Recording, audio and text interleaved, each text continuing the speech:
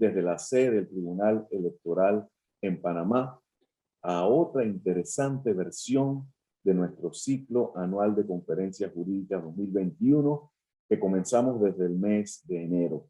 Agradecemos a todos los colaboradores que a nivel nacional se han conectado en esta mañana para compartir otro interesante tema jurídico dentro de las capacitaciones que preparamos especialmente para el recurso humano del Tribunal Electoral.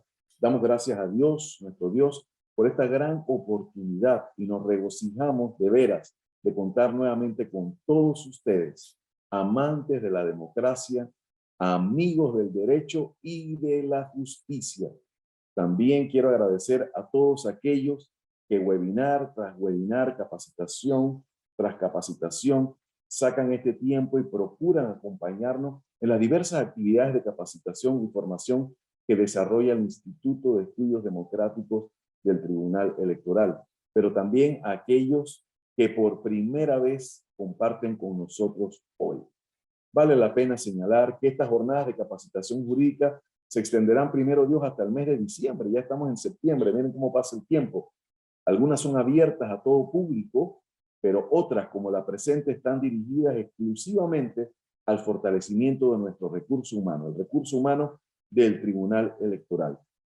Para hoy se inscribieron un gran número de colaboradores a nivel nacional que pueden aprovechar esta capacitación a través de la plataforma Zoom. No tendremos hoy transmisión en tiempo real por medio de YouTube, precisamente por la naturaleza de esta jornada, pero posteriormente podrán disfrutar de esta capacitación en nuestro canal de YouTube. Reiteramos la invitación para que nos visiten, para que se inscriban, porque allí encontrará usted, amigo y amiga, una vasta colección de videoconferencias de muchas actividades académicas que hemos realizado durante el año 2020, 2021 y mucho tiempo atrás también. Muy bien, ustedes saben que en estas jornadas de capacitación nos preocupamos siempre por tener los mejores expositores, los más connotados juristas nacionales e internacionales que tienen a bien compartirnos gratuitamente sus conocimientos, sus experiencias en la materia e incluso responden sus inquietudes. Hoy tenemos la dicha de contar con dos extraordinarios especialistas, penalistas, procesalistas muy conocidos de larga trayectoria en Panamá e internacionalmente para abordar el tema sistema penal acusatorio, la defensa. Comentaba yo con los panelistas brevemente de que este no es un tema nuevo dentro del Tribunal Electoral. Nosotros venimos aplicando el sistema penal acusatorio desde la última reforma electoral del 2017, pero nuestros jueces y funcionarios se venían capacitando para esto desde mucho tiempo atrás, de manera que hemos podido desarrollar, gracias a la colaboración de los juristas como los que tenemos hoy aquí, múltiples capacitaciones por años a nivel nacional, pero seguimos preparando nuestro recurso humano para brindar un servicio óptimo, una administración de justicia realmente que cumpla con la necesidad de este país. Vamos a presentar al primero de estos conferencistas, que es el doctor Rodolfo Palma. Es licenciado en Derecho y Ciencias Políticas de la Universidad de Panamá. Posee una maestría en Criminología y otra en Derecho Penal. Tiene posgrado en Derechos Humanos, diplomado en Ciencias Forenses. Ha tomado diversos cursos y diplomados en Sistema Penal Acusatorio. Es docente de maestrías y diplomados en diversas universidades a nivel nacional, impartiendo las cátedras de Derecho Penal, Procesal Penal, Derecho Probatorio, Recurso de Casación Penal y distintos módulos del Sistema Penal Acusatorio, entre otros. El licenciado Palma fue funcionario del órgano judicial. Lo conozco precisamente de aquel tiempo, ocupando cargos tan importantes como defensor de oficio circuital, juez titular en el juzgado 17º de Circuito Penal, magistrado suplente especial y director nacional del programa de descongestión judicial, entre otros cargos. Desde el 2011 funge como abogado asociado de la firma forense Morgan y Morgan. Démosle la más cordial bienvenida al doctor Rodolfo Palma en esta mañana. Muchas gracias por acompañarnos, doctor. Gracias, muy buenos días, licenciado Carlos Díaz, moderador de esta actividad. Igualmente le doy mis saludos al doctor Carlos Herrera Morán, que para mí es un placer compartir este panel, esta conferencia con usted, a los distinguidos participantes pues de esta actividad. En primer lugar, yo quiero agradecer infinitamente al Instituto de Estudios Democráticos del Tribunal Electoral la gran oportunidad que me ofrecen de poder compartir con ustedes en este ciclo de conferencias jurídicas anuales sobre el tema pues de el derecho de defensa en el sistema penal. Un especial agradecimiento precisamente a los doctores Salvador Sánchez y al licenciado Carlos Díaz, presente en esta actividad como moderador, y por supuesto al siempre apreciado y respetado el doctor Heriberto Araúz Sánchez, presidente del Tribunal Electoral. En efecto, pues me corresponde brindar algunas ideas sobre el rol de la defensa en el sistema penal acusatorio. Debo decir también que me complace muchísimo conocer que el Tribunal Electoral ha incorporado a su modelo de proceso penal electoral el moderno sistema penal acusatorio o de corte acusatorio o adversarial. Yo he traído para ustedes una presentación que les voy a compartir. Gracias. Perfecto. Entonces vamos a comenzar con una breve definición de lo que se entiende por sistema acusatorio. Se trata de una contienda procesal entre dos partes netamente contrapuestas, acusador y acusado, resuelta por un órgano judicial o un órgano situado supraparte con una clara definición o distinción de las tres funciones fundamentales. La acusación propuesta y sostenida por persona distinta al juez, en este caso el Ministerio Público o el Ministerio Fiscal. La defensa con derechos y facultades iguales al acusador y la decisión por un órgano judicial independiente, imparcial y, como dice el maestro Alvarado Belloso, imparcial, es decir, no ubicarse el juez en la posición de parte y no mostrar interés en el resultado del proceso, mantenerse pues en esa verticalidad, en esa objetividad y que esa contienda procesal sea paritaria en esas condiciones de igualdad de herramientas, de armas y de oportunidades para ambos intervinientes o para los intervinientes del proceso.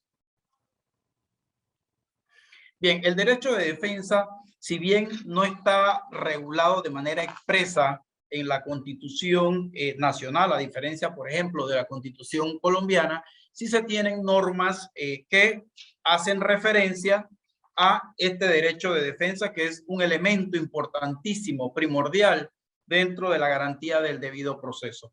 Es así entonces que a nivel de la Constitución Nacional se tiene que el artículo 22 del plexo constitucional mantiene pues el derecho que tiene toda persona a ser informado de las razones de su detención y de sus derechos constitucionales y legales. También se instituye en el artículo 22 de la Constitución Nacional el estado o la presunción de inocencia, que se le trate y se le brinden esas garantías de no culpable hasta que no sea vencido en juicio público y que la misma sentencia se encuentre en firme y ejecutoriada. Hago aquí también alusión al principio de la dignidad humana y del respeto de los derechos constitucionales y convencionales que tiene toda persona de acuerdo pues a unos instrumentos internacionales. Valga decir que el artículo 32, que es uno de las garantías judiciales más invocadas en materia de los procesos judiciales, sobre todo en materia penal, y debo decir que la garantía del debido proceso que se usa para todas las jurisdicciones nació precisamente dentro de los procesos penales y establece pues que nadie será juzgado sino por autoridad competente y conforme a los trámites legales. La regulación pues de la ley, el código o los códigos son los que determinan el procedimiento a seguir para llegar hasta la decisión final o la sentencia. Entonces, tenemos pues que el artículo 32, el artículo 22 guardan relación con el derecho de defensa. Sin embargo, como este artículo 32 de la Constitución Política de la República de Panamá es un poco escueto, no desarrolla mucho el tema de esas garantías judiciales, la Corte Suprema de Justicia, en un fallo del 8 de noviembre de 1990, a través de lo que se conoce como la doctrina del bloque de la constitucionalidad, incorporó una serie de garantías judiciales consagradas en el artículo 8 del Pacto de San José como parte del artículo 32. Esto es importante pues porque este artículo de la Convención Americana de los Derechos Humanos o del Hombre es mucho más amplio y sí desarrolla incluso el derecho de defensa con todas sus manifestaciones. De suerte entonces que puede ser perfectamente invocado como parte de la violación a la garantía del artículo 32 de la Ley Fundamental del Estado. Clases de defensa. Se habla de defensa material, que es la que ejerce, o es el derecho que ejerce el propio inculpado, indiciado, sindicado, imputado o acusado, dependiendo de la fase procesal. Y aquí debo hacer esa distinción. Cuando una vez se da la noticia criminal, se inicia una investigación por parte del Ministerio Público, ya sea de oficio, por denuncia o por querella, se le llama indiciado. Se están realizando actos preliminares de investigación por parte del Ministerio Público, que tiene esa facultad privativa ejercida pues a través del ius puniendi. Ahí se le llama indiciado. Luego entonces, luego de una formulación de imputación, pasa a llamarse imputado y luego de la fase intermedia se le denomina acusado hasta el final del juicio. Pues esta persona, dependiendo de esa fase procesal, tiene derechos que le son inherentes a su calidad de investigado dentro de ese proceso. Y dentro de ellos podemos mencionar ese derecho de ser oído, a ser informado del curso de la investigación, a hacer descargos y sobre todo a aportar elementos de convicción o de conocimiento para su defensa. Esto en asocio pues con su defensor técnico o letrado. A diferencia pues de esta defensa material que de alguna manera se respeta en el nuevo Código Procesal Penal, sin embargo, se prohíbe o está proscrito que una persona que no sea abogada asuma de manera directa y personal su representación dentro de un proceso determinado. Siempre debe tener un defensor técnico letrado, idóneo, ya sea de su elección, o un defensor público. A eso se refiere entonces el concepto de la defensa técnica. Es la designación de un letrado, de un defensor idóneo de su elección, y en el evento de que esta persona no cuente con los medios para proveerse un defensor particular, privado, entonces, dice la Constitución y la ley, le corresponde al Estado, en este caso Ministerio Público u órgano jurisdiccional, juez de garantía, tribunal de juicio, designarle un defensor idóneo para que ejerza su defensa. Bien, el SPA, Sistema Penal Acusatorio en Panamá, como es de conocimiento y dominio público, mediante Ley 63 del año 2008, se instituyó, se aprobó un nuevo modelo de enjuiciamiento penal, el Código Procesal Penal de corte, acusatorio o adversarial. Ley o código que entró en vigencia de manera escalonada a nivel nacional desde el 2 de septiembre del 2011, comenzando pues con el tercer distrito judicial, después el cuarto, el tercer distrito judicial y finalmente en el primer distrito judicial. Este nuevo modelo de enjuiciamiento penal, como dije, es de corte acusatorio o adversarial, en contraposición de un sistema que ya está superado, si se quiere, de corte mixto, inquisitivo, donde lo que imperaba era la reserva, el secretismo, la escrituralidad. Todo lo que hacía el Ministerio Público era mediante escrito, mamotretos, tomos de expedientes, para que finalmente esto pasara a un juez y calificara pues el mérito de esa investigación. Fundamentalmente imperaba entonces la escritura, lo cual lo hacía lento, ritualista, demorado. Entonces, este nuevo sistema lo que busca y propone es que el proceso se haga más justo, que haya igualdad de armas, de herramientas y de oportunidades, tanto para la parte interviniente, el Ministerio Fiscal, que tiene a su cargo la acusación, como también para la defensa del imputado o acusado. Este nuevo diseño del proceso exige y demanda para cada uno de esos intervinientes, incluyendo al defensor particular o público, un conocimiento profundo de la estructura del proceso, de las fases del mismo proceso, los principios rectores u orientadores y sobre todo las técnicas de litigación oral. Bien, en cuanto a la estructura de ese proceso o modelo acusatorio, se tiene una fase de investigación a cargo del Ministerio Público.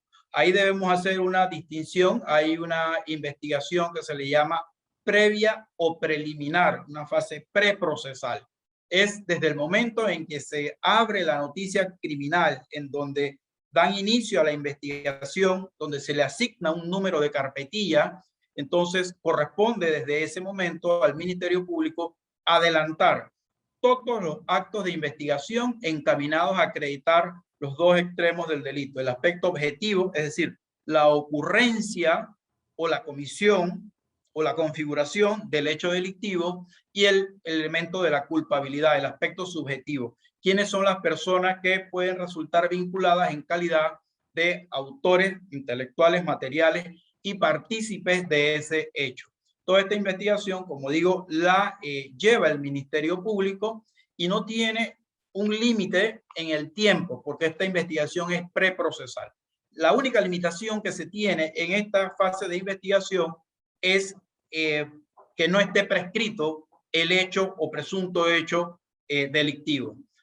Otro de las fases subfases de esta fase de investigación es la de la imputación. Es decir, una vez el Ministerio Público estima que tiene todos los elementos para pedir o formular cargos ante un juez de garantía, efectivamente solicita la audiencia, se fija, se notifican a las partes, y es en esta audiencia en la que el Ministerio Público, el fiscal respectivo, le va a formular los hechos, los cargos con relevancia jurídico-penal al imputado, de suerte tal que él conozca de qué hechos se les va a investigar. Esto es realmente importante, es de la columna vertebral del sistema penal acusatorio. Otra, pues, de las participaciones del Ministerio Público en esta fase es el tema de la acusación. Esto es en la fase intermedia del proceso penal. Allí se va a discutir sobre las exclusiones probatorias, exclusión de pruebas por razones de nulidades, de ilicitud. Esa es la fase por excelencia de depuración del juicio. Este juez está llamado a filtrar un poco los elementos de convicción que van a ser llevados ante el tribunal de juicio, que es colegiado. Luego existe entonces esta fase intermedia que me acabo de referir. El juez de garantía tiene dentro de sus responsabilidades o facultades el control jurisdiccional de todos esos actos de investigación, tanto previo como posterior, durante esa fase de investigación. Esto es un gran avance porque anteriormente el director de la investigación, a su completa discrecionalidad y capricho, si se quiere, era el Ministerio Público, y que tenía facultades jurisdiccionales en donde no solo investigaba, sino además aplicaba medidas cautelares, lo cual era una clara intromisión en funciones jurisdiccionales. Ahora el juez de garantía controla al fiscal en esa fase, pues, de investigación, tanto preliminar como formal de la investigación. También el juez se refiere al tema de la imputación, la resuelve, la decide, la acepta y le da por formulado los cargos que le formula el Ministerio Público, siempre respetándole las garantías a la persona. En fase intermedia tiene una participación también sobre la audiencia de acusación, en la cual se examina, pues, si se cumplen con todos los presupuestos o si se trata de un sobreseimiento. También se pronuncia sobre la admisión de las pruebas, cuales se excluyen, y también participa de algunas audiencias especiales. Finalmente, dentro de esta estructura del proceso, se tiene el tribunal de juicio, que, como adelanté, es de carácter colegiado, a diferencia del sistema anterior, en donde el juez era de carácter unipersonal. Acá se da en el juicio un alegato de apertura, se da lo que se conoce como el exordio o introducción, donde el abogado o las partes plantean su hipótesis del caso, la teoría del caso, con probabilidades ciertas de poderlas demostrar, se da el desahogo, la práctica de las pruebas y finalmente que se evacúan todas estas pruebas en base al interrogatorio, contrainterrogatorio, examen y contraexamen, se dicta el fallo respectivo, así sea de culpabilidad, no culpabilidad, y luego entonces audiencia de lectura de sentencia y el tema de la individualización o judicialización de la pena correspondiente. Bien, en el sistema acusatorio prevalecen una serie de principios rectores, garantías y reglas que están consagradas en el capítulo 1. Por razones de tiempo, evidentemente, solo vamos a hacer mención de estos principios rectores que están muy bien desarrollados, están encardinados en la estructura y desarrollo de todo el Código Procesal Penal y que los intervinientes, sean los jueces, sean los fiscales, sean los defensores, deben tener siempre muy presente. Uno de ellos, y es tal vez un pilar del sistema penal acusatorio, el tema de la oralidad. Todas las audiencias se hacen de manera verbal, oral, con la participación de todas las partes, en donde efectivamente se da el debate argumentativo sobre los hechos, motivo del conflicto o el planteamiento que se le hace tanto al juez de garantía como al tribunal de juicio. Todos los testigos, los peritos y demás deben desfilar frente al tribunal de juicio y se da esa publicidad también dentro de este sistema penal acusatorio, salvo casos muy excepcionales en donde que el tribunal o el juez puede decretar que la audiencia sea de carácter reservado. Prevalece el principio de contradicción, el interrogatorio, el contrainterrogatorio, la posibilidad de hacer objeciones a los testigos peritos durante el desahogo de la prueba, el principio de concentración. Esto es importante de suerte que estos tres jueces que constituyen el tribunal de juicio estén presentes durante todo el acto de manera continuada, sin perder esa hilación del juicio. Otro elemento importante de este nuevo sistema es la separación de roles o de funciones. Acá, lo que llamo yo zapatero a tu zapato. Ahora se define en ese código que las funciones de investigación están separadas de las funciones investigativas. De suerte tal que el juez no puede inmiscuirse en actos de investigación, no puede ordenar ampliaciones como se hacía antes del sumario, y menos el fiscal tener esas facultades jurisdiccionales de decretar allanamiento motu propio sin una orden del juez de garantía, ya sea una autorización previa o posterior a la realización del hecho. El principio de la no permanencia de la prueba. Aquí la prueba se desahoga en inmediación frente al juez, frente al tribunal de juicio. Allí es que adquiere el carácter de prueba. Antes de eso se denomina elemento de convicción o elemento de conocimiento. Solo se puede hablar de prueba, y eso lo establece el artículo 17 del Código Procesal Penal, cuando es controvertida, cuando es desahogada, cuando es examinada en igualdad de condiciones para todas las partes que intervienen en ese proceso. El principio de inmediación, que también se le conoce como identidad física del juzgador, básicamente el juez en vivo y a todo color, de manera directa y personal, tiene que escuchar el debate, presenciar ese debate, y que no puede delegarle esa función a más nadie porque para eso fue constituido como un juez. Igualdad de armas, de herramientas y de oportunidades. Debo decir que en este nuevo modelo de sistema acusatorio, la defensa juega un papel mucho más protagónico, mucho más activo, en la medida en que, si se quiere, lleva una investigación paralela a la del fiscal. Hoy por hoy se le da al defensor la oportunidad, e incluso que, de acuerdo a su teoría del caso, pueda pedir información a cualquier entidad pública o privada, incluso a los bancos si no es de carácter reservado, o a cualquier otra entidad, y le tienen que dar la información y la documentación que el abogado requiera, cumpliendo con ciertos requisitos o formalidades mínimas que se exigen. Es decir, que el abogado está en condiciones, mejores condiciones de desarrollar su estrategia de defensa. Y por último, el tema de la lealtad procesal, la ética, juega un papel también muy importante en el nuevo modelo de juzgamiento. Bien, la defensa técnica en este sistema se establece que es inviolable e irrenunciable. se garantiza igualmente dentro del proceso la inviolabilidad e irrenunciabilidad de la defensa letrada, técnica y especializada. Esto lo establecen los artículos 10 y 98 del Código Procesal Penal. Y este elemento que destaco acá es realmente importante porque dice desde el primer acto de investigación en el que se le señale a una persona como autora o partícipe de un delito hasta la culminación del proceso. Esto guarda mucha relevancia porque anteriormente en el sistema inquisitivo mixto se adelantaba una investigación a espaldas de la persona sin abogado, se le permitía rendir una indagatoria muchas veces sin el abogado letrado que lo asistiera, que lo asesorara, y finalmente entonces podía él decir yo voy a asumir mi propia defensa. Evidentemente esto está superado y en este nuevo sistema eso sin duda alguna no es posible.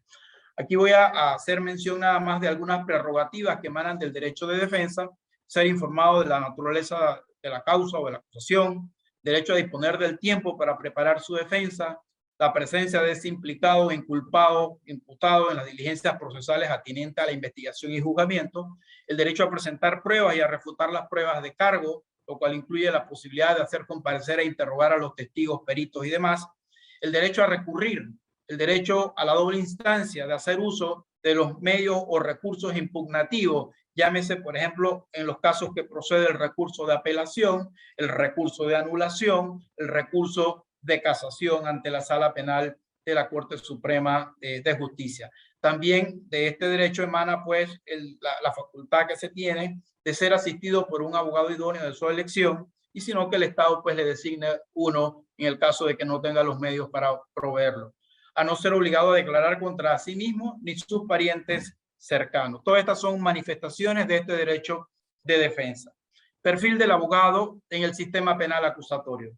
Este nuevo escenario procesal demanda para el abogado conocer suficientemente el derecho penal sustantivo, la dogmática penal, el procesal penal, el derecho constitucional y procesal constitucional, el dominio de la dogmática penal que ya la mencioné, el derecho comparado, la doctrina, la jurisprudencia y particularmente la argumentación jurídica, desarrollar destrezas y habilidades comunicativas, manejo adecuado de las técnicas de interrogatorio, contrainterrogatorio, la refutación y las objeciones, de suerte que pueda llevar adelante una defensa efectiva, real y eficaz. Esa labor del defensor en una fase preprocesal, y ya vamos casi concluyendo por razones de tiempo, implica para el abogado un conocimiento detallado de los hechos, una lectura y revisión de la carpetilla a fin de conocer cuáles son esos hechos que están siendo investigados o fueron puestos en conocimiento del Ministerio Público. Una entrevista estructurada con el investigado, conocer la explicación que hace la persona que usted va a representar, conocer también cuáles son esas excepciones, conocer las circunstancias de modo, tiempo y lugar, el cómo, qué y cuándo, cómo se dieron los hechos. Verificar, a partir de allí entonces es que el abogado defensor en esta fase preprocesal se hace el planteamiento de su hipótesis, arma su estrategia de defensa y arma su teoría del caso en base a tres componentes o elementos: fáctico, jurídico y probatorio. ¿Cuáles son los hechos objetivamente con relevancia jurídica penal? ¿Dónde los subsumo? ¿En qué norma? Y luego entonces, ¿de qué manera vamos a acreditarlo o demostrarlo a lo largo de la investigación o del proceso para plantear las excepciones de defensa? En ese primer acercamiento que hace este abogado defensor, debe examinar, por ejemplo, si se trata de una querella, si la querella que ha sido admitida cumple con los requisitos o presupuestos establecidos en el Código Procesal Penal. De lo contrario, usted puede impugnar, demandar o solicitar una audiencia de revisión de admisión de la querella ante el juez de garantía y debatir ante él la falta de alguno de esos requisitos para que sea inadmitida. Otro de estos aspectos que cobra relevancia en esta fase preliminar es examinar si el hecho por el cual se le acusa o se les indica o se le señala a su representado está o no prescrito, porque ante ese escenario puede usted instar al Ministerio Público o Ministerio Fiscal para que aplique el criterio de oportunidad en base a que ocurre una de las circunstancias modificativas, que es la extinción de la acción penal o prescripción, precisamente hablando.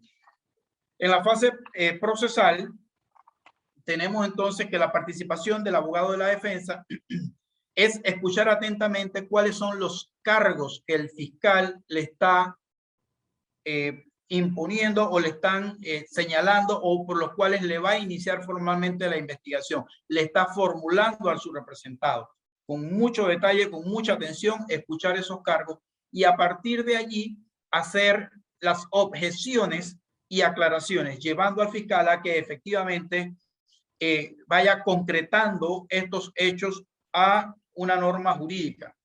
Allí también se da en esta audiencia, que se le llama audiencias combo o audiencias múltiples, el tema de la legalización de la aprehensión de la captura. El abogado debe dominar muy claramente, conocer esos hechos, cuándo fue aprehendido, si le leyeron sus derechos constitucionales y legales, si le respetaron cada uno de los derechos que están contemplados en el artículo 93 del Código Procesal Penal, objetar el tiempo en que fue puesto a disposición de la autoridad competente por parte de la policía, si no fue sometido a tratos crueles, inhumanos o degradantes. Todo esto es tema de la discusión y del rol del abogado defensor en esta fase, pues, o en este momento de la legalización de la captura. Luego el tema de la imputación, precisar los cargos, como dije antes, y en el evento tal que el Ministerio Público solicite la aplicación de medidas cautelares, refutar con elementos si se cumplen o no los presupuestos procesales, los riesgos procesales,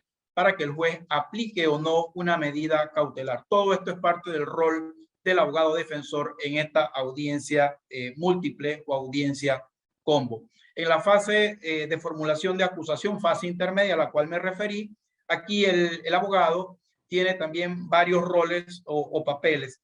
Esta fase intermedia conlleva la racionalización del sistema, como dije, depurar, revisar bien si el escrito de acusación o la acusación que hace oralmente ya en la audiencia del fiscal cumple con una serie de requisitos o presupuestos, examinar todos los temas de incompetencias, nulidades, impedimentos, el tema de la exclusión probatoria por razones de ilicitud, que el Ministerio Público revele efectivamente los elementos de convicción que va a llevar a juicio, solicitar que algunos sean excluidos, si se trata pues de medios de prueba que fueron obtenidos de manera ilícita, irregular o incumpliendo el procedimiento.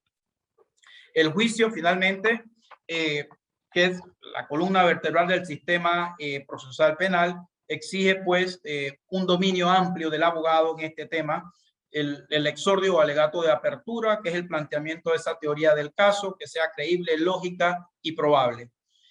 Luego viene el examen o desahogo de las pruebas de cómo incorporar al debate la prueba, digamos, documental, si es por lectura, el tema de los testigos, los peritos y demás que deben desfilar por esa sala de audiencia, cómo llevar adelante el interrogatorio, cómo acreditar el testigo y al perito, cómo en el contrainterrogatorio tratarlo de desacreditar, poner en duda su dicho, su relato, y todo esto demanda o exige para el abogado un gran conocimiento y dominio de la técnica de la litigación. Finalmente, el alegato de conclusión, que debe ser firme, fuerte, tratando de obtener esa convicción de ese tribunal de juicio. Al final, en eso se resume que el propósito es obtener la convicción del tribunal de juicio, ya sea a través de una sentencia de culpabilidad o de no culpabilidad, dependiendo de la posición del interviniente. Finalmente, en el debate de la fijación de la pena, la dosificación, si se cumplen con los presupuestos del artículo 79 del Código Penal, que son de carácter criminológico, y el tema de la reparación a la víctima. Manejar muy bien el tema de los recursos. Como ya sabemos, se incorporó un nuevo recurso de anulación que exige ciertos requisitos o presupuestos especiales y gran dominio, igual que el recurso de casación. Dominar la técnica casacionista, todo esto pues exige y demanda una preparación del abogado defensor en este sistema penal acusatorio. Finalmente, la última diapositiva, yo quiero compartirles un fallo de la Corte de Colombia de hace algunos años atrás, pero que cobra importancia sobre el rol del abogado defensor en el sistema penal acusatorio. Se dice que la inercia, la pasividad, la negligencia, el descuido, el abandono y conductas afines jamás podrían admitirse como elementos de un programa de defensa técnica. La misión de defender en materia penal comporta una conducta positiva y agudeza intelectual, requiere su voluntad, compromiso e identificación con la causa de su cliente. Es una postura ética frente al encargo de defender como una de las máximas expresiones del ejercicio de la abogacía. De suerte que el abogado debe ser muy proactivo, dinámico al momento de ejercer ese encargo y hacerlo de la mejor manera posible. De esta manera, entonces, agoto pues el tiempo, creo que me pasé, pido disculpas, pero yo ya luego entonces de la intervención del doctor Herrera Morán nos sometemos a las preguntas y respuestas que el moderador a bien tenga. Muchísimas gracias. Estimados amigos que participan con nosotros esta mañana, recuerden que es costumbre en nuestras actividades brindar un tiempo para que puedan hacer preguntas a los conferencistas, el cual, si bien es al final, ya pueden ir formulándolas a través de la plataforma Zoom. Vamos a continuar entonces con el programa. Nuestro segundo conferencista también es muy especial y desde allá le agradecemos mucho que haya aceptado nuestra invitación, porque se trata de un reconocido jurista panameño, el doctor Carlos Herrera Morán, quien es abogado y cuenta con una maestría en Derechos Humanos de la Universidad Nacional Autónoma de México. Se desempeñó como fiscal auxiliar. Actualmente preside la Comisión de Derechos Humanos del Colegio Nacional de Abogados. Es un verdadero honor, doctor Carlos Herrera Morán, contar con usted en esta mañana. Muchas gracias por haber aceptado nuestra invitación y los micrófonos son suyos.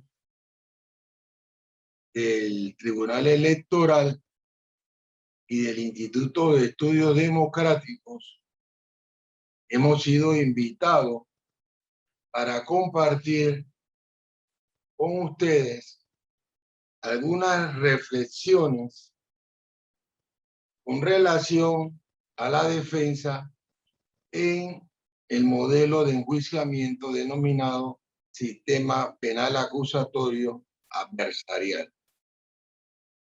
Debemos comenzar por señalar un aspecto ontológico y axiológico importante del poder punitivo del Estado.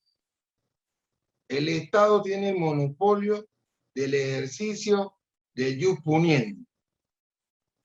Ese poder punitivo es parte y se ejerce a través de lo que se conoce como la jurisdicción penal.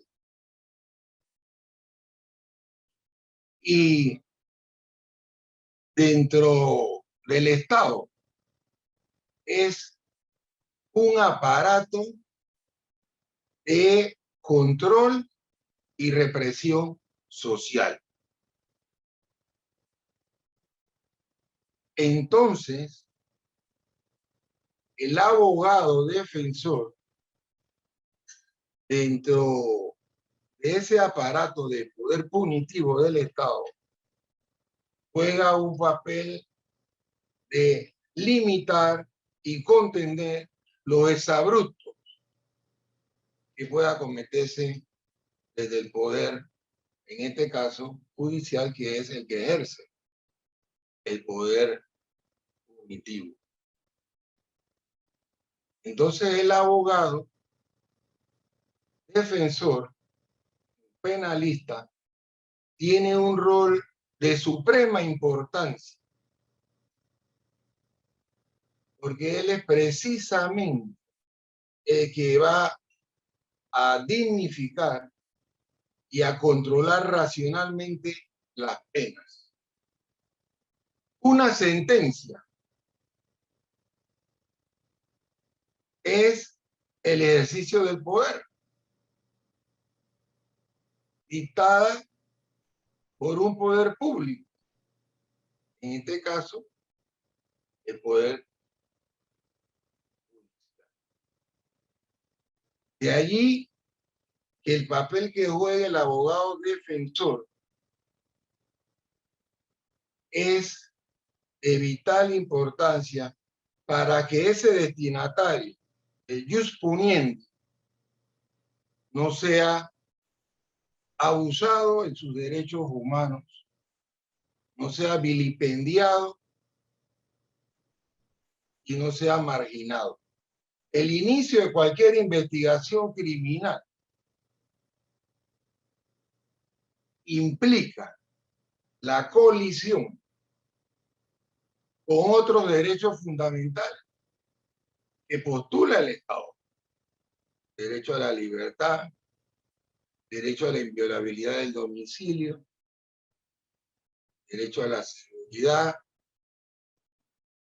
pero el ejercicio de ese jus puniendi, ese poder punitivo, si no hay un muro de contención, se pueden dar los hechos más abusivos y reprochables de la humanidad, como en efecto ha ocurrido en muchas ocasiones y en muchas latitudes. Cuando se inicia un proceso de investigación criminal, el aparato del Estado puede oprimir abusivamente, violando derechos humanos del ciudadano investigado. De allí la importancia, como señaló el distinguido colega Rodolfo Palma, de la presunción de inocencia, entre otras cosas. Porque el Estado no puede hacer cosas al margen de esos principios y de esas garantías constitucionales, legales y convencionales.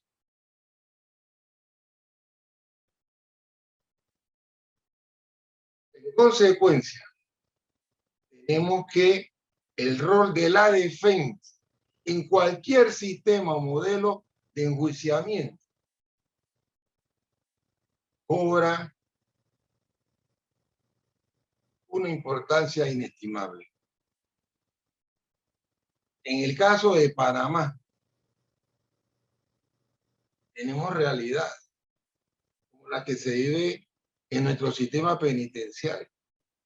Más del 47% de la población penitenciaria, de esas personas que están privadas de su libertad en esas mazmorras insalubres donde hasta el aire es irrespirable, no han sido enjuiciadas, no han sido llevadas a juicio, son presos sin condena.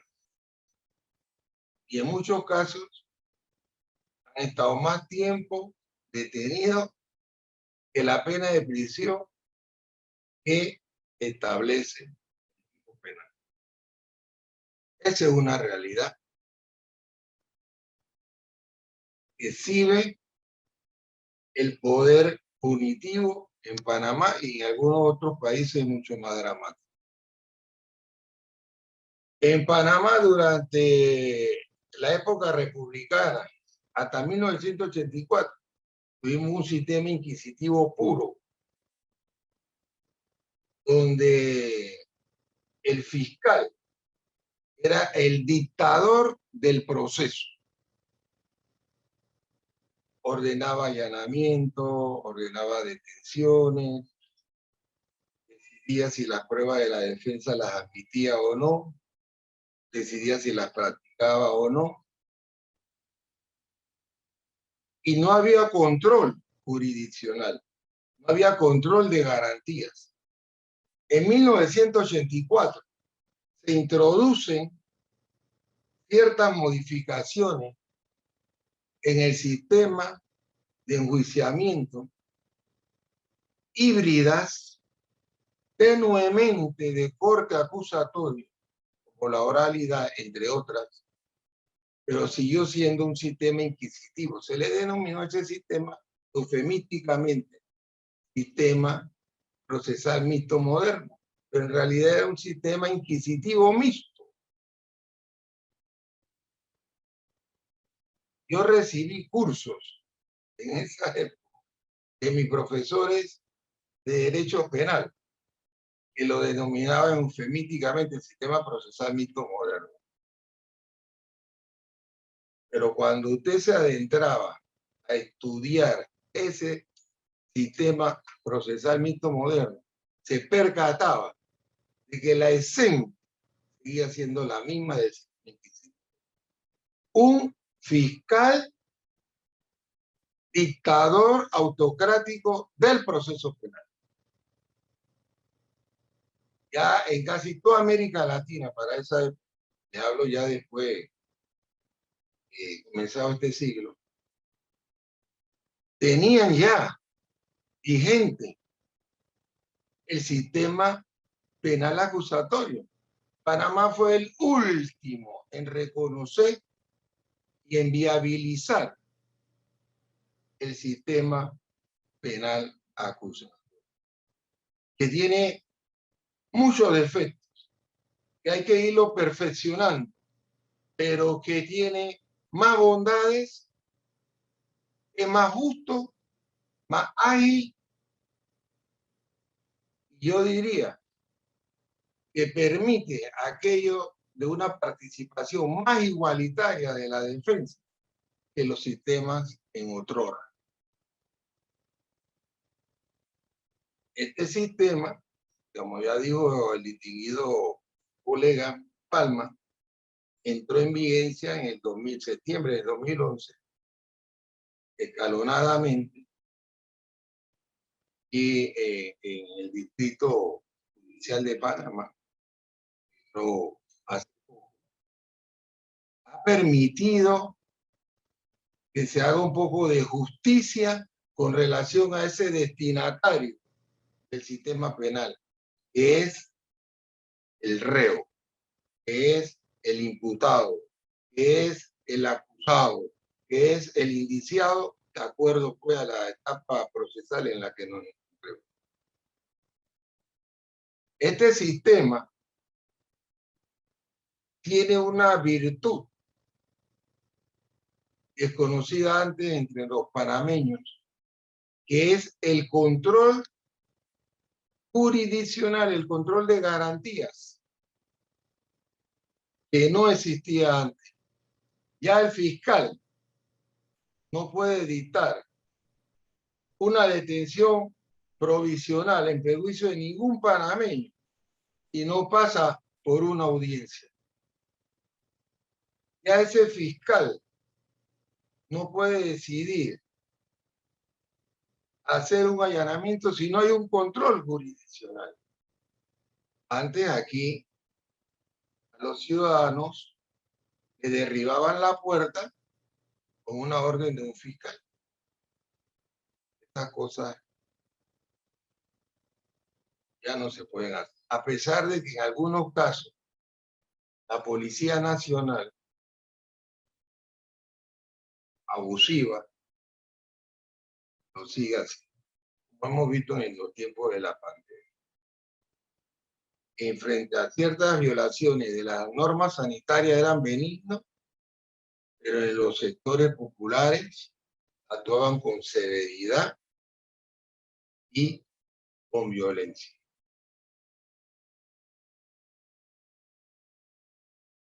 ¿Qué tenemos en este sistema?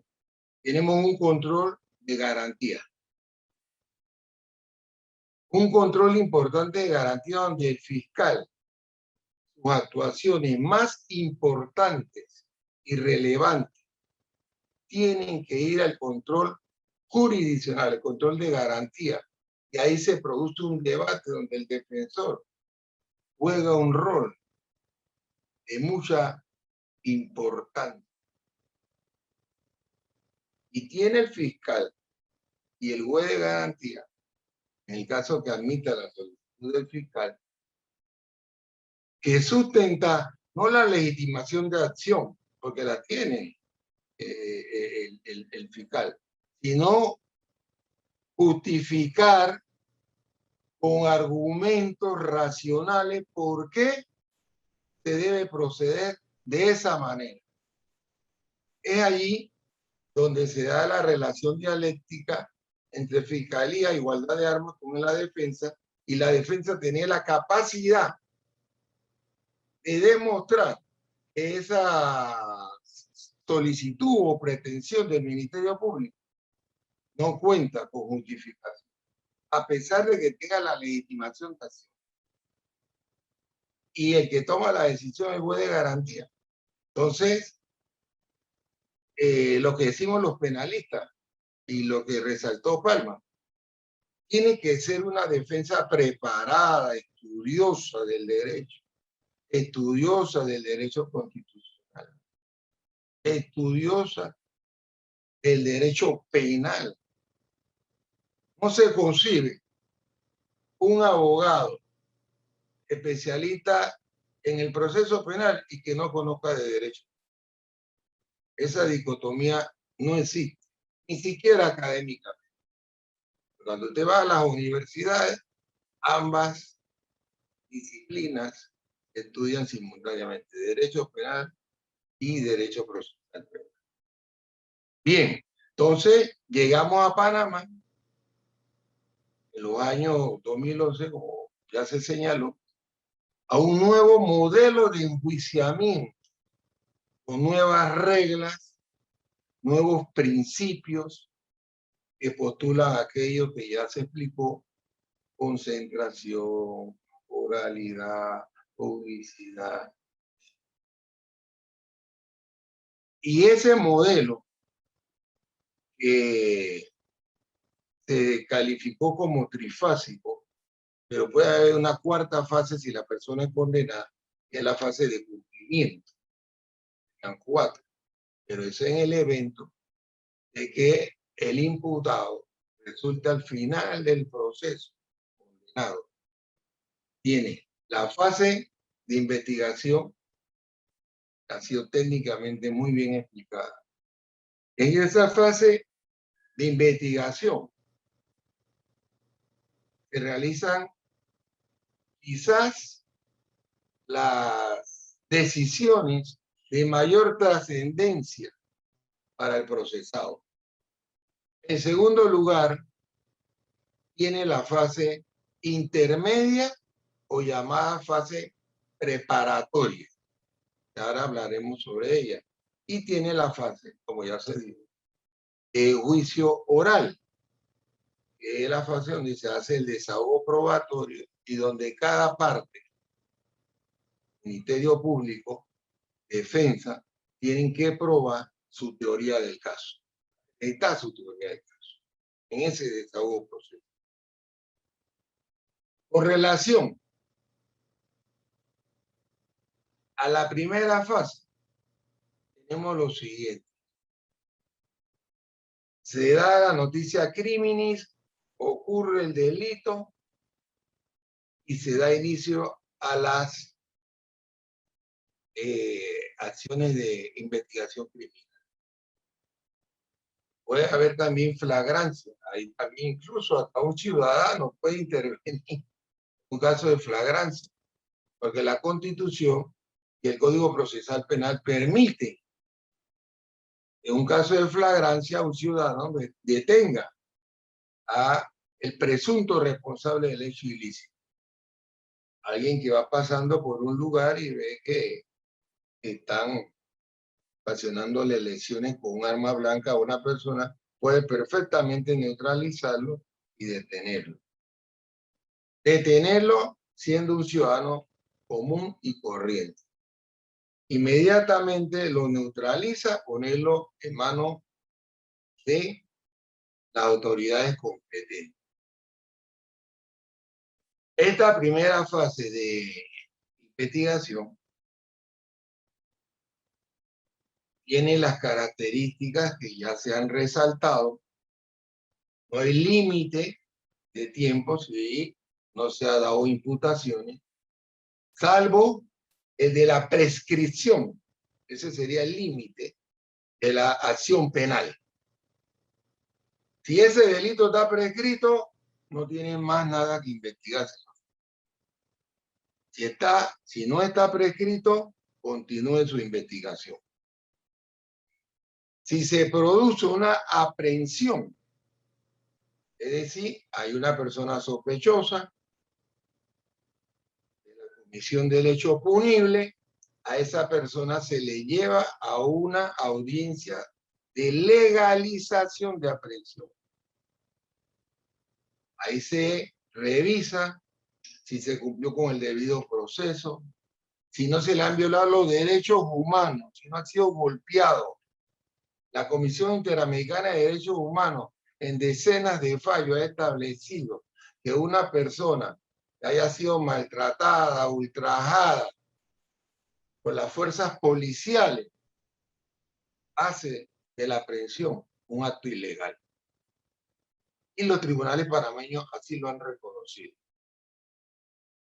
Por eso, el detenido pasa por un centro médico antes de llegar a juez de garantía. No se extrañen cuántos casos de aprehensión han sido declarados ilegal precisamente por abuso de la policía.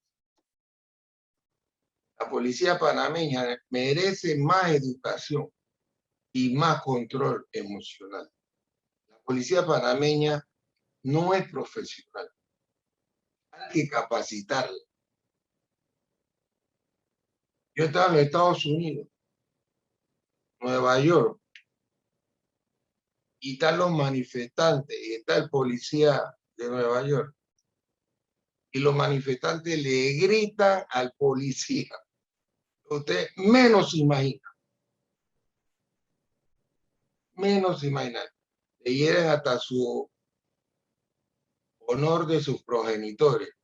Y el policía está... Aquí en Panamá, usted le dice a un policía, me está violando mis derechos. Es un acto. Y el policía lo primero que saca es el gas pimienta y lo neutraliza. Entonces, son actos abusivos. La policía. Bien, entonces viene la imputación en esta primera fase que llamamos ya fase de investigación, que la ha explicado excelente mi colega Palma.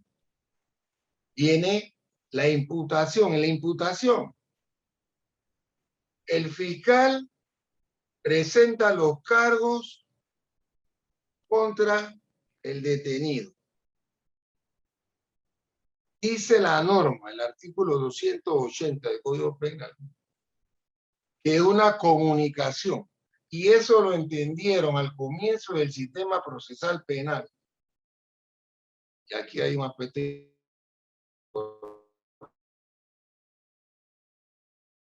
En esa fase de imputación, el abogado defensor era como una especie de convidado de piedra. Eso ya los abogados penalistas, litigantes, lo hemos ido poco a poco en base a los principios generales y al principio del contradictorio. Lo hemos ido perfeccionando en el sentido de que podemos entrar a discutir la imputación. Podemos entrar a discutir los tipos penales que tú le quieres indicar a mi patrocinado. Y ya ha habido casos, este servidor, en algunas experiencias, donde hemos tumbado, hemos logrado que el juez de garantía, frente a 3 cargos penales y los planteamientos que hacemos, porque hablamos de la tipicidad objetiva. Si una persona no usó violencia para sustraer un bien mueble, ¿cómo lo vas a acusar de robo? Y el robo lleva implícito el uso de la violencia, la vía compulsiva. Delitos relacionados con drogas. Lo detuvimos con sustancia ilícita y le queremos meter también asociación. No, la asociación es un paso preliminar a la confesión. Es lo que se llama la conspiración para cometer el ilícito. Pero si ya lo cometió, ¿por qué vas? Esto se llama principio de conjunción, absorción de delito. Entonces, ¿por qué vas a endilgarle el delito de posesión ilícita y a la vez le vas a endilgar el delito de conspiración? Entonces, ya hemos ido, pero hay que batallar, hay que luchar y para eso hay que prepararse, hay que estudiar. Y de eso se trata la defensa. Como el tema es la defensa en el modelo acusatorio, de eso se trata. De tener unos abogados preparados, estudiosos del derecho, estudiosos de los procesos, estudiosos de la jurisprudencia. ¿Cuántos panameños están en esas cárceles producto de defensas incompetentes, de malas defensas? En Estados Unidos, la defensa incompetente es motivo de revisión de la sentencia condenatoria. Y se acredita que el abogado defensor no tenía capacidad para defenderlo, el juez manda a revisar el caso. Aquí, ¿cuántos panameños están en una celda pudriéndose por defensa incompetente? Entonces, como el tema es la defensa en el modelo Palma acusatorio, de eso hay que hablar. Bueno, y lo más importante, quizá Palma me lo dejó para mí, no se adentró ahí mucho, déjame algo, el tema de las medidas cautelares que se discuten también frente al juez de garantía, que es quizás el debate más interesante de aquello que ya el anterior panelista denominó audiencias múltiples. Es cuando se discute qué medida cautelar le voy a imponer a el imputado, que ya para ese momento es imputado. Hay que agotar la etapa de la imputación para llegar a la etapa de las medidas cautelares. En el catálogo de medidas cautelares, el artículo 224 del Código Procesal Penal, hay 11 opciones. Y los jueces y los fiscales son dados después de siempre la detención provisional. Todavía se sigue abusando de la detención provisional. Hay mucha gente que pudiera estar en su casa con arresto domiciliario, con presentación periódica, con impedimento de salida. Pero el Ministerio Público sigue con la mentalidad represiva y muchos jueces de garantía, lamentablemente, se hacen eco de esa mentalidad represiva y ordenan detenciones preventivas cuando hay 11 opciones. Y aquí voy a hacer una digresión. La Palma me parece que es más joven que yo, aparentemente. En 1993, cuando este distinguido servidor era fiscal auxiliar, solamente había una medida cautelar, que era la detención preventiva. Ahora le llaman detención provisional, pero es el mismo gato, pero revolcado. Y nosotros logramos introducir la ley 3 de 1991 y pasamos de una medida cautelar de detención a tener un catálogo de 11. Nos asesoraron abogados argentinos, abogados colombianos, vinieron abogados italianos, Rogelio Cruz era el procurador y logramos aprobar en la asamblea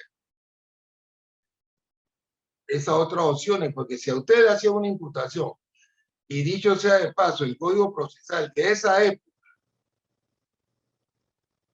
decía que bastaba un señalamiento para incriminarlo, la única medida cautelar que se le podía imponer a usted era la detención preventiva. Nosotros logramos que ahora haya 11 impedimento de salida, presentación periódica ante los tribunales, no puedes salir del distrito, te pueden separar de tu cargo, etcétera, etcétera, etcétera, etcétera.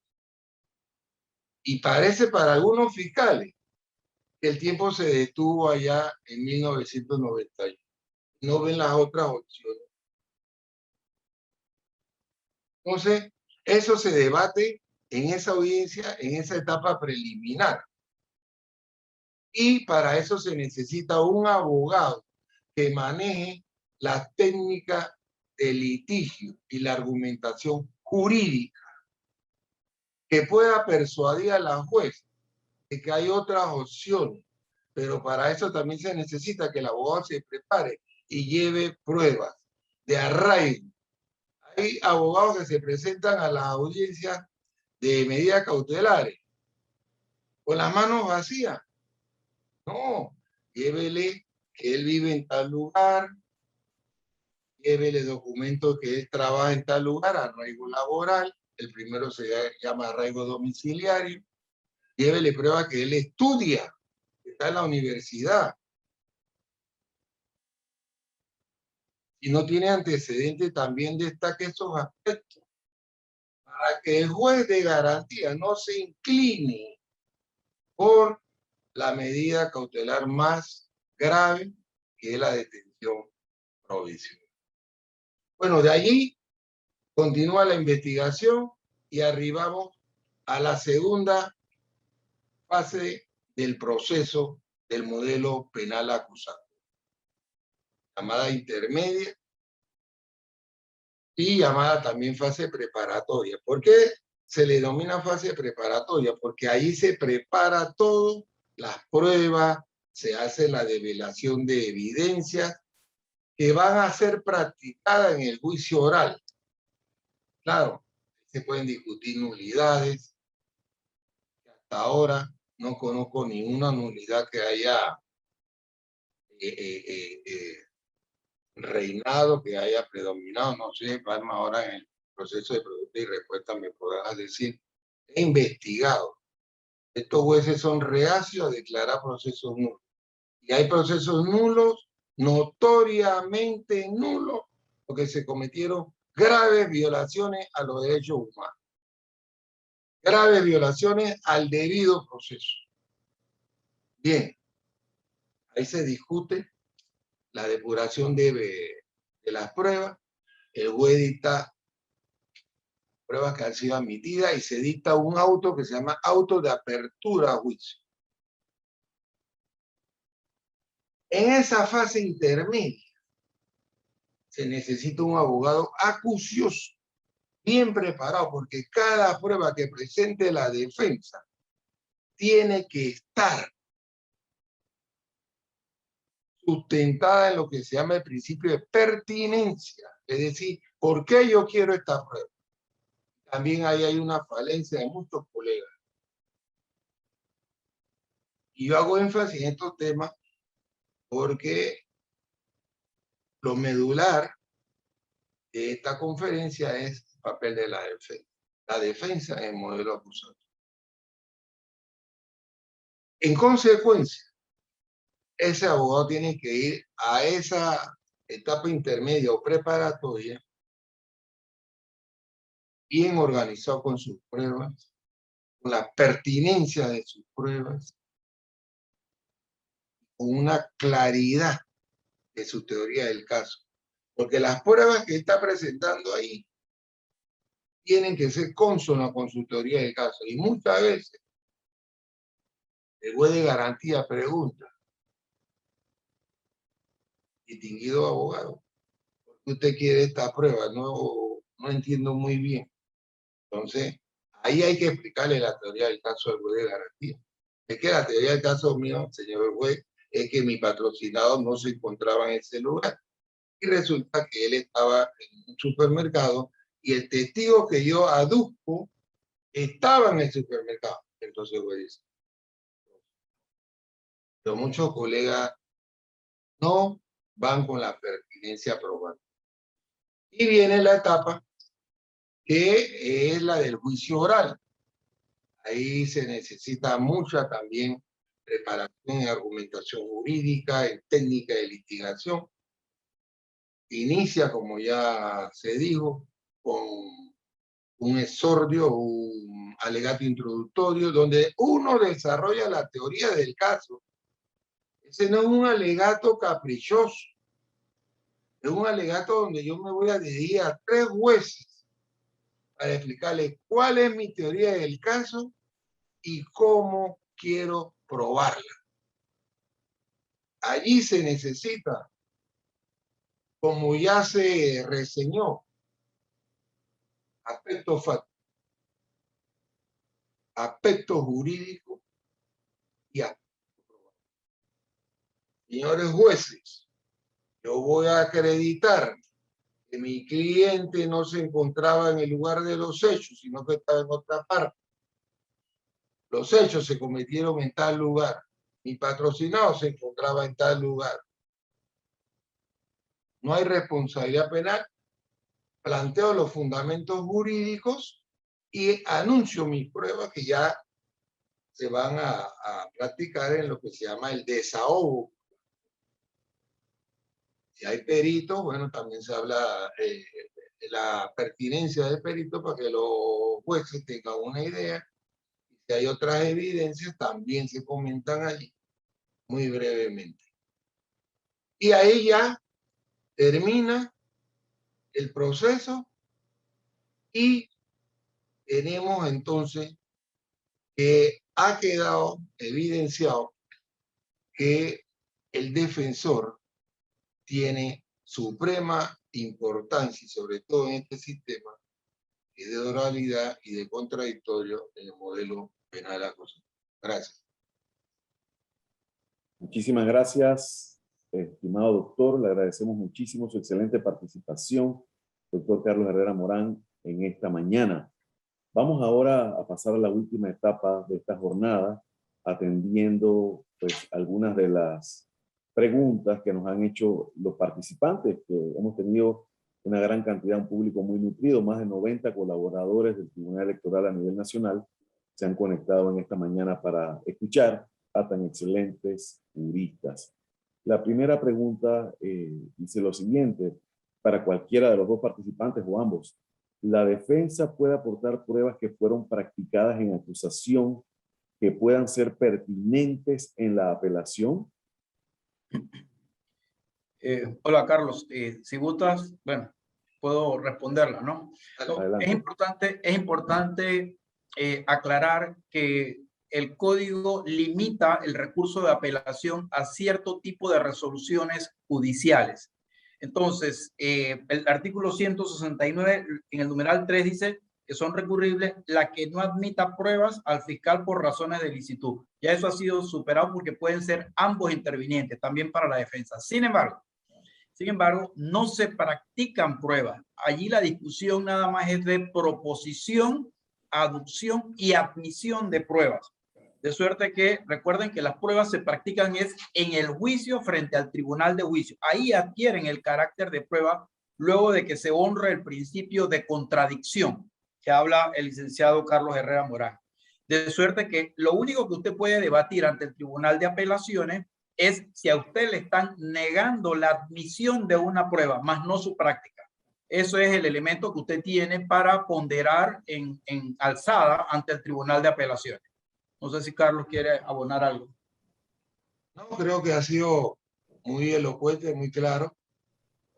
Vamos a preguntarle al doctor Palma, ¿qué tan amplias pueden ser las entrevistas que hace el fiscal a los testigos en la fase de investigación?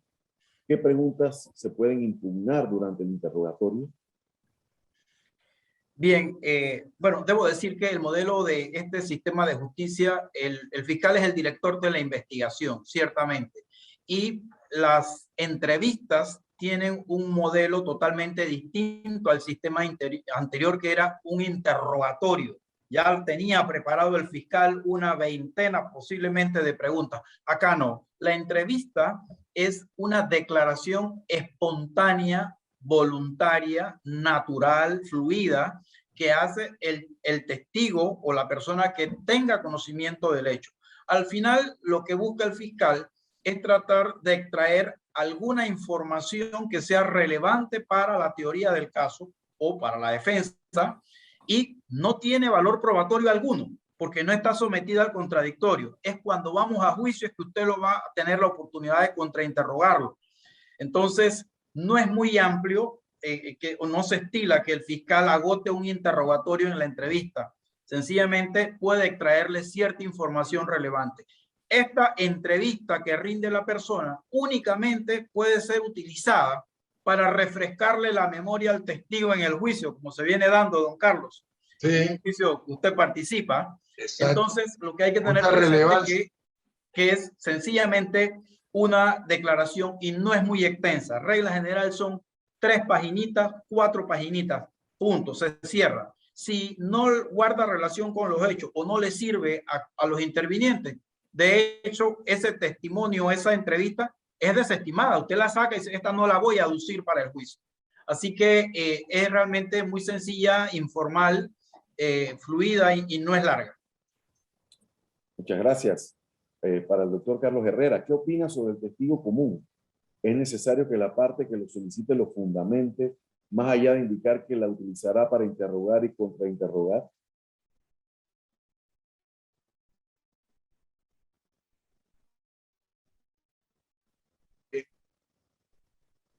No escuché, repítemela. Sí, cómo no, con mucho gusto. ¿Qué opina sobre el testigo común? ¿Qué opina sobre el testigo común? ¿Es necesario que la parte que lo solicite lo fundamente más allá de indicar que lo utilizará para interrogar y contrainterrogar? Sí, aquí hay dos aspectos interesantes. Uno, que cuando uno lo propone como testigo para el desahogo probatorio en la fase de juicio oral, uno tiene que sustentar ante el juez de garantía la razón por la que uno lo propone como testigo.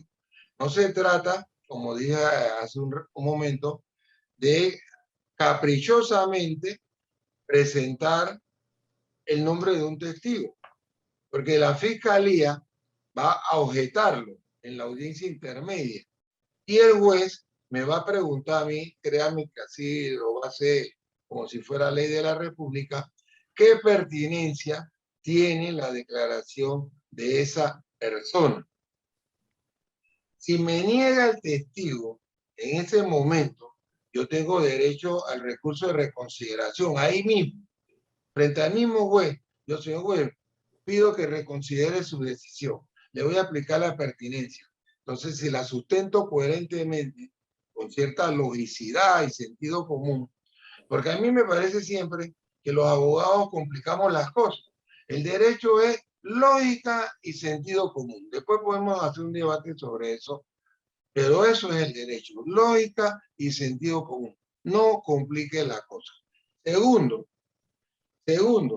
cuando ese testigo es aducido por la contraparte y uno también quiere usar ese testigo, hay colegas que no lo mencionan en su lista de testigos porque dice, ya lo mencionó la fiscalía. Pero lo que ellos desconocen es que cuando usted anuncia sus pruebas testimoniales, por ejemplo, yo, contraparte, solamente puedo hacer el contrainterrogatorio, que es hacer preguntas sobre lo que el testigo dijo. Pero resulta que yo quiero hacerle mis preguntas. No puedo hacerlas, porque yo nada más estoy limitado al contrainterrogatorio. Entonces, ¿qué hago yo? Que aunque lo propuso la fiscalía, yo también lo propongo para yo hacer el interrogatorio. Entonces, ya me ha tocado fiscales que me han dicho, licenciado Herrera, pero ¿por qué usted está citando al mismo testigo? Yo le digo, porque yo conozco las reglas del sistema penal acusatorio. Yo estaría en una camisa de fuerza, porque el que lo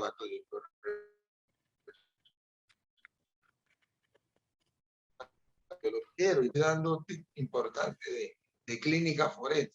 Entonces, mira, otra cosa interesante, por lo que debe uno proponer al testigo si le interesa, es que el testigo, a diferencia del sistema inquisitivo que formaba parte de lo que se llamaba que la comunidad de pruebas, que admitido el testimonio forma parte de todo el proceso. En el acusatorio, El que propone el testigo puede decir el testigo y ya usted no lo puede interrogar porque desistieron del testigo. Y eso fue lo que nos pasó en un juicio de mucha trascendencia que usted conoce, que lo tenemos allá en Plaza Ágora, que los abogados de ese señor desistieron de 45 testigos. Y nosotros no pudimos hacer nada porque los testigos eran propuestos por ellos. Y bueno, ya la historia es más conocida. Así que esas son reglas. Este es un sistema con muchas reglas, por eso hay que estudiarlo, manejar la técnica de litigación, la técnica de argumentación jurídica y estudiarlo porque, como lo digo hace un momento, cada etapa de este proceso tiene su regla y muchas veces los colegas fracasan en sus propósitos porque no conocen la regla de la etapa o de la audiencia específica que ha agendado. Muchas gracias, doctor Carlos Herrera Morán. Ya para finalizar, ya tenemos casi 1 hora y media desde que inició este programa y los 103 participantes se han mantenido allí sentados frente a sus celulares, computadoras, tabletas. Tenemos rating. Así es, lo que demuestra que los capacitadores de hoy pues, han sido de primer nivel, como en efecto lo son. Pero para darles la oportunidad de que se despidan de su público, a manera de reflexión, voy a tomar una de las preguntas que todavía tengo pendiente aquí y le doy 1 o 2 minutos a cada uno nada más para que puedan desarrollarla. En su opinión, ¿cuál ha sido el mayor impacto en la sociedad del sistema penal acusatorio? Ya que tenemos un tiempo recorrido, ¿verdad? Así, ¿cuál ha sido el mayor impacto de este sistema para la sociedad panameña? Bueno, en mi opinión, Carlos, yo estimo que ha sido de gran provecho para la ciudadanía y para un sistema democrático de derecho. Conlleva un cambio de paradigma en todos los intervinientes, los jueces, los operadores, de alguna manera, ha impactado en la celeridad de los procesos judiciales, el gran letargo que se mantenía una persona preso sin condena, con sentencias anticipadas, lo sabe muy bien don Carlos, que maneja temas de derechos humanos, y hoy por hoy, por ejemplo, se permite que este proceso, que es mucho más corto, más concentrado, se resuelva la situación jurídica de la persona en un tiempo razonable. Se permiten, por ejemplo, mecanismos alternos de resolución de conflictos, acuerdos de pena, acuerdos de colaboración. He visto casos en donde la persona es aprendida, por ejemplo, en flagrancia, con droga, con armas, y en 2 días ya tiene una sentencia condenatoria homologada por un juez de garantía. Esto era impensable en el sistema anterior. Tenías que llevar el proceso hasta el final, lo cual conllevaba años sin esa certeza jurídica de obtener un veredicto de culpabilidad o de no culpabilidad. Entonces, para cerrar, estimo que el sistema es bueno.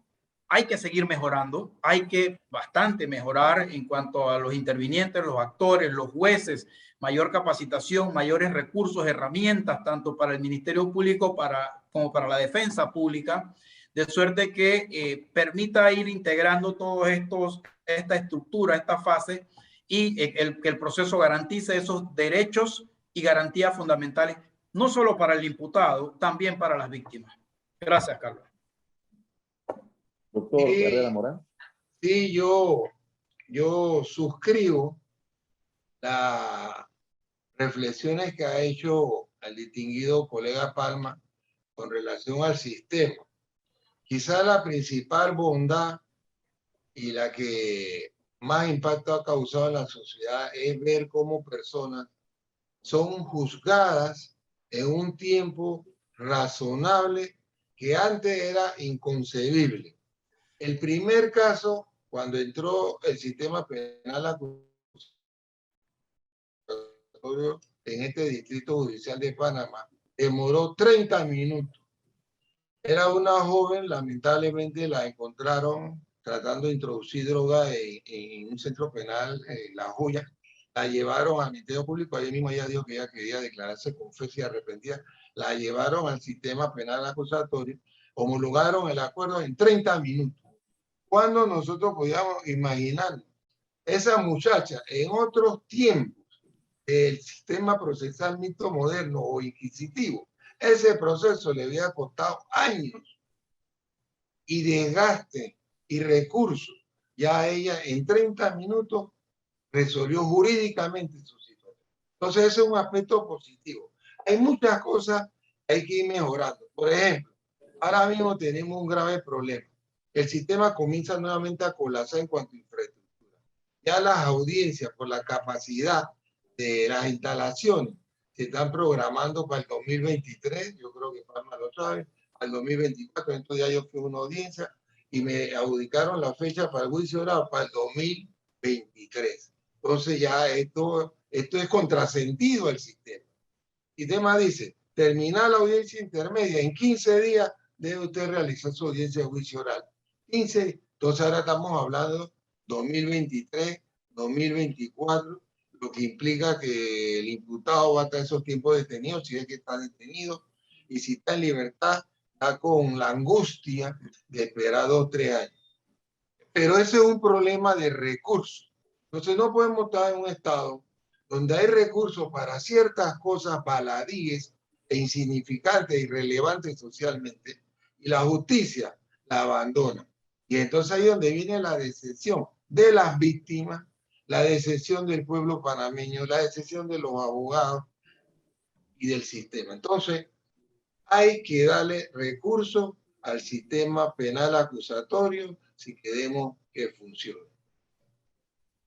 Bueno, muchísimas gracias. En nombre del Tribunal Electoral, queremos agradecerle al doctor Palma, al doctor Herrera Morán, por su excelente participación en esta mañana. Esperamos contar con ustedes en otras jornadas de capacitación. Nuestra gratitud en el instituto también a los más de 100 participantes, colaboradores de esta institución que estuvieron participando desde las 10 de la mañana hasta las 11:30 en esta jornada de capacitación. Y a todos invitarlos porque este próximo viernes a las 2 de la tarde tenemos nuestra próxima actividad académica. Se llama Nuevas Tendencias del Derecho Constitucional y tendremos con nosotros al doctor Roberto Niembro Ortega, que es doctor en Derecho y director general de Relaciones Institucionales de la Suprema Corte de Justicia de México, a partir de las 2 de la tarde. Eso sí va en vivo por YouTube porque es una actividad abierta y también pueden inscribirse por Zoom. Así que los invitamos para que sigan con nosotros en estas actividades. Muchas gracias a todos. Que pasen un excelente día. Dios les bendiga y sigamos cuidándonos, que Panamá nos necesita. Buenos días. Buenos días, saludos y gracias.